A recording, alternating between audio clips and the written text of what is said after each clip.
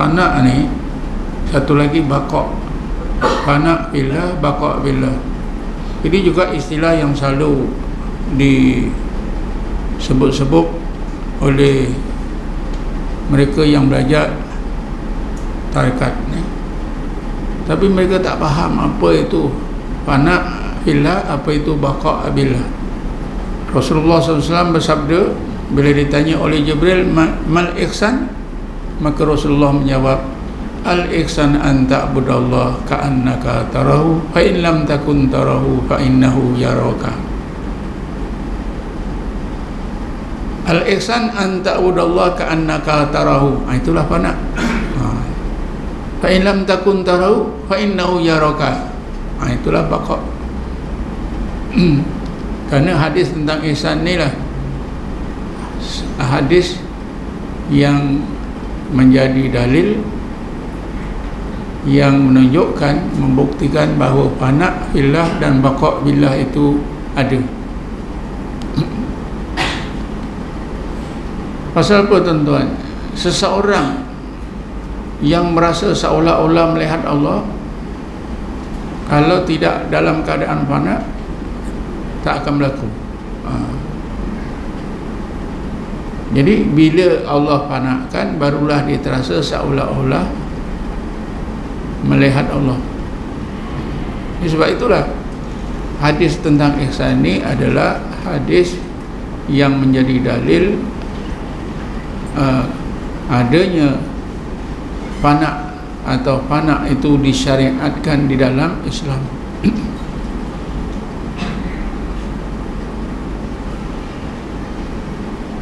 Cuma oleh kerana fana ini kurnia daripada Allah Subhanahu Wa Taala, maka dia berlakunya sekali saja.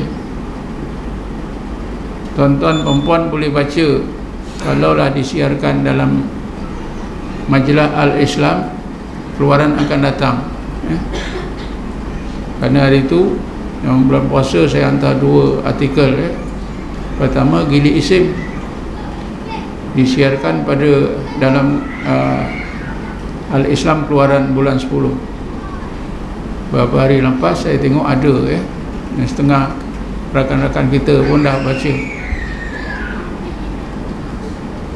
Al-Islam keluaran bulan 11, insya-Allah akan disiarkanlah artikel saya tentang fana. Apa itu fana? Tapi tulisan saya itu ada kaitannya dengan,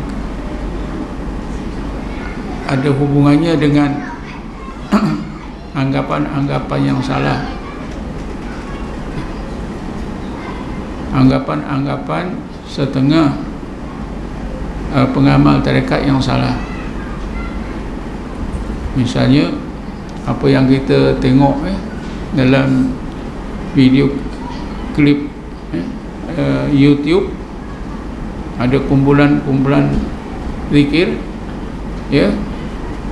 bertahlil la ilaha illallah, mula-mula tertib, lama-lama berdiri, lama-lama tak sedar, serban pun jatuh, orang pun jatuh,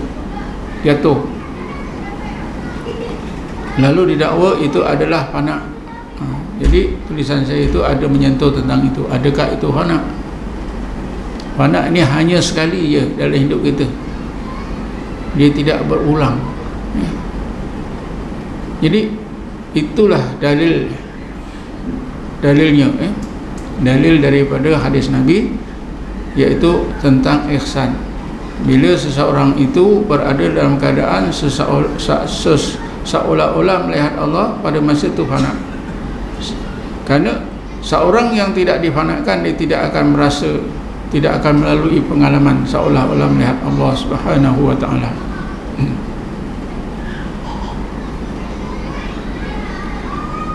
Kemudian baqa billah, itu fana billah. Baqa billah ialah apabila pengalaman fana tadi, prosesnya dah habis, Allah keluarkan daripada fana, maka kesan fana itu kekal. kekal ada orang itu. Tapi kalau saya cakap itu pun mungkin tuan-tuan tak faham juga. Masa kita melawat India, kita melawat makam Syekh Muhammad Baqi Billah. Baqi Billah itu baqa billah lah. Syekh Muhammad Baqi Billah. Kenapa digelarkan Baqi Billah? Karena dalam hidupnya dia merasa semuanya dengan Allah, baqa, kekal dengan Allah.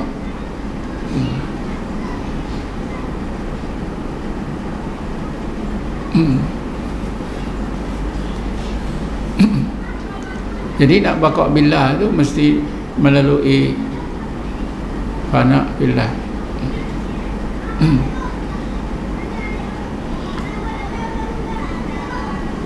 Kalau dalam Quran tuan-tuan ya,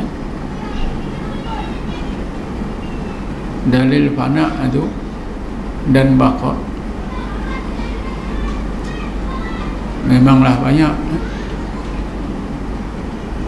Di antaranya ayat 190, 191 surah Al-Imran. Bismillahirrahmanirrahim. Inna fi khalqis samawati wal ardi wa ikhtilafil laili wan nahari la ayatin li ulil albab. Sesungguhnya dalam kejadian-kejadian Allah di langit dan di bumi, begitu juga dalam peredaran masa malam dan siang, terdapat ayat-ayat Allah yang dapat disaksikan oleh ulul albab. Ketika ulul albab ni dapat memandang ayat-ayat Allah di alam malakut dengan pandangan hati, pada masa itulah mereka fana. Kalau tak difanakan tak boleh. Alladzina yadhkuruna Allah qiyaman wa qu'udan wa 'ala junubihim wa yatafakkaruna fi khalqis samawati wal ard. Itu amalannya. Rabbana ma khalaqta hadza batila subhanaka faqina adzabannar. Itu dah dikeluarkan oleh Allah daripada fana jadi baqa billah. Bila dah keluar daripada fana baqa billah, itulah orang ulul albab pun menyebut Rabbana ma khalaqta hadza batila subhanaka faqina adzabannar. Ini pun dalilnya. Bismillahirrahmanirrahim.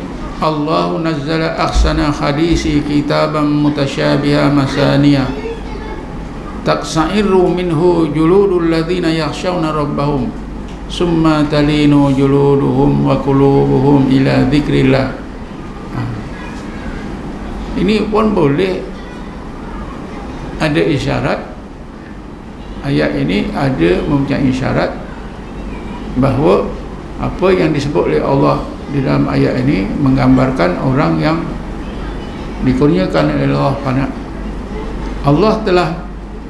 Allah telah menurunkan sebaik-baik perkataan, iaitu Quran, yang ayatnya mutasyabih dan kadang-kadang berulang-ulang, menggeletar seluruh anggota orang yang takutkan kebesaran, orang yang hatinya takutkan kebesaran Tuhannya Allah. Kemudian